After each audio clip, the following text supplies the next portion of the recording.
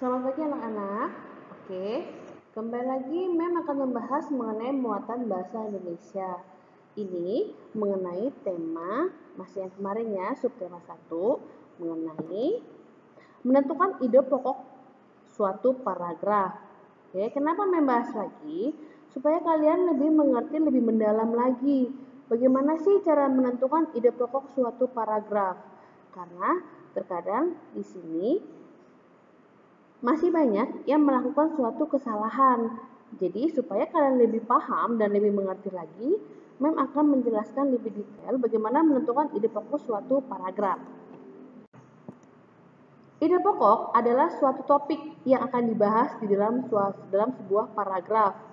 Jadi maksudnya, dalam suatu paragraf itu biasanya ada cerita. Nah, cerita itu akan membahas apa, tentang apa, intinya apa. Nah, itulah yang dinamakan ide pokok.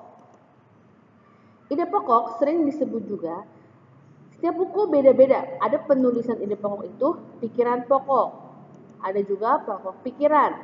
Ada juga gagasan utama, gagasan pokok, atau pikiran utama. Jadi ada buku yang menuliskan, tentukanlah pokok pikiran paragraf pertama. Atau tentukanlah gagasan utama paragraf pertama. Itu sama saja. Pokok pikiran pokok, gagasan utama, gagasan pokok, pikiran utama, ide pokok itu sama artinya ya nak. Jadi kalau misalnya nanti ada pertanyaan mengenai itu, kalian jadi nggak bingung lagi. Cara menentukan ide pokok. Yang pertama mencari kalimat utama. Kemarin Mam sudah jelaskan, kalimat utama itu bisa berada di awal, di akhir, atau campuran. Campuran itu maksudnya ada di awal dan ada di akhir. Kalimat utama di awal dikatakan deduktif. Itu kalimat utamanya berada di awal paragraf. Itu namanya paragraf deduktif. Terdapat repetisi kalimat rujukan dan kata ganti orang dilihat pada kalimat kedua. Hal ini nanti menjelaskan maksudnya itu apa. Yang ketiga, kalimat utama campuran. Berarti maksudnya kalimat utama itu berada di awal dan di akhir. Jadi itu yang dikatakan campuran. Kalimat utama yang terdapat di awal dan di akhir. Jadi sudah menjelaskan. Oke. Contoh pertama, Mem kasih contoh supaya kalian lebih paham lagi. Di sini Mem kasih contoh satu paragraf. Beberapa jenis hewan reptilia bergerak dengan cara melatah, yaitu bergerak dengan menggunakan perut. Itu kalimat pertama. Mem belum bilang kalimat utama ya nak.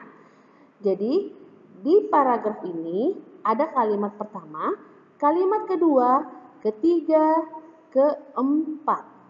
Ya, kalimat pertama tadi udah. Kalimat kedua, hewan melata menggunakan kemampuan otot perutnya untuk bergerak berpindah tempat. Kalimat ketiganya, contoh hewan melata adalah ular.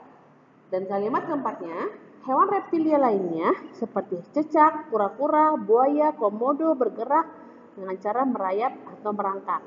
Nah, sekarang kita mau cari ide pokoknya yang mana? Perhatikan. Tadi kalimat pertama, beberapa jenis hewan reptilia bergerak dengan cara melata, yaitu bergerak dengan menggunakan perut. Yang kalimat kedua, hewan melata menggunakan kemampuan otot perutnya untuk bergerak berpindah tempat. Di kalimat pertama, tadi dijelaskan atau ada kata-kata, hewan reptilia bergerak dengan cara melata.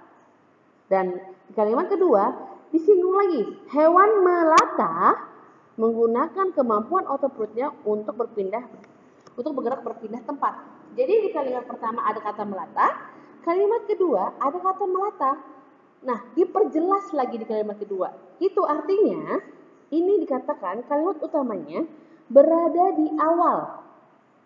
Atau bisa dibilang ini namanya paragraf deduktif. Itu tadi yang bilang ada kata ganti di kalimat kedua. Ya nak ya. Tadi kata yang pertama, di kalimat pertama itu ada melata, di kalimat kedua juga ada melata. Jadi ini dikatakan kalimat utamanya berada di awal. Jadi di pokoknya hewan reptilia bergerak dengan melata. Atau bisa juga beberapa jenis hewan reptilia bergerak dengan cara melata, yaitu bergerak dengan menggunakan perut. Itu boleh. Jadi boleh satu kalimat kamu buat atau intinya saja nggak apa-apa, sama. Yang penting tidak keluar dari intinya. Contoh yang satu lagi biar kalian lebih paham.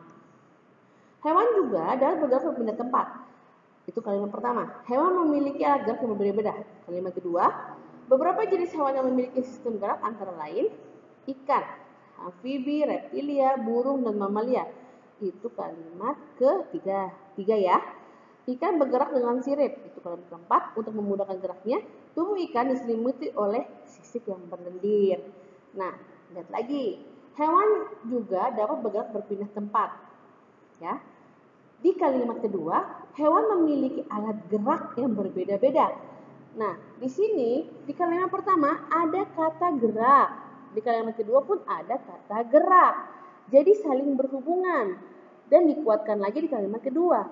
Itu artinya ini kalimat utamanya berada di awal atau kita bilang namanya paragraf deduktif.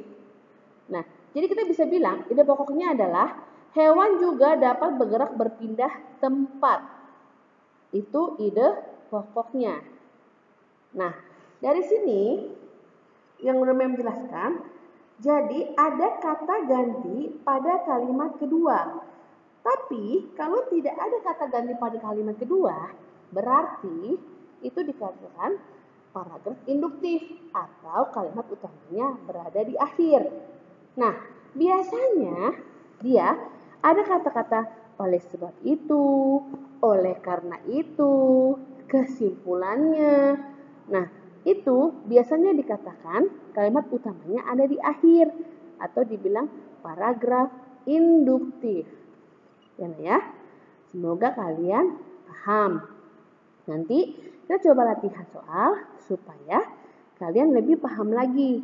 Jadi kita latihan, jadi kalian mengerti ini maksudnya bagaimana.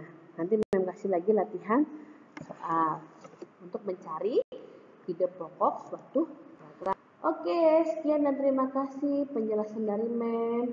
Nanti Mem kasih lagi latihan soal untuk memperdalam ilmu yang kalian dapat. Oke, terima kasih. Tuhan Yesus memberkati.